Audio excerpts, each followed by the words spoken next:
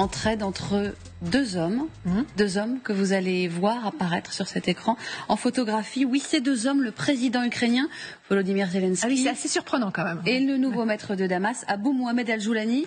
Cela vous surprend? Oui. Elle a de quoi surprendre, cette entraide. C'est une entraide militaire. Zelensky aurait fourni des drones à Al-Joulani. Le journal américain The Washington Post nous donne quelques détails qu'il dit tenir de sources bien informées. Les voici, ces détails. Les services de renseignement ukrainiens ont envoyé, il y a 4 à 5 semaines, environ 20 opérateurs de drones expérimentés et environ 150 drones au quartier général des rebelles à Idlib, en Syrie, pour aider HTS. Une livraison complète donc du personnel, ce sont les opérateurs, des drones, et ce jusqu'au QG des rebelles d'HTS. Nous avons d'ailleurs trouvé une vidéo dans laquelle un de ces rebelles confirme cette entraide. Écoutez-le. Quand les entraînements se sont terminés, j'ai découvert que les instructeurs étaient de nationalité ukrainienne. Ils préparaient les plus jeunes à utiliser des drones kamikazes sur les positions des forces russes présentes en Russie. Bon, effectivement, ça paraît extrêmement incroyable. Pourquoi est-ce que les Ukrainiens font ça? Est-ce que vous aimez des citations? Oui. Vous allez voir, j'en ai une pour vous. Rien ne renforce plus l'amitié qu'un ennemi commun. Vous la connaissiez? Non. Elle est de Frankfurt Moore, ouais. Un journaliste écrivain irlandais né au 19e siècle. Il n'a pas passé la postérité, je vous l'accorde. C'est vrai. Mais sa petite maxime, si.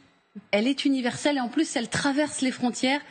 Car Joulani et Zelensky ont bien un ennemi commun, Magali. La Russie. La Russie. Évidemment, la Russie qui a apporté une aide décisive au régime Assad à partir de 2015. La Russie qui a envahi l'Ukraine en 2022. Le programme d'aide secrète de l'Ukraine à la Russie est un secret de polichinelle, écrit aujourd'hui le Washington Post. Un secret de polichinelle est sans doute un vieux secret. Au mois de juin dernier, le Kyiv Post publiait des informations obtenues auprès du renseignement ukrainien.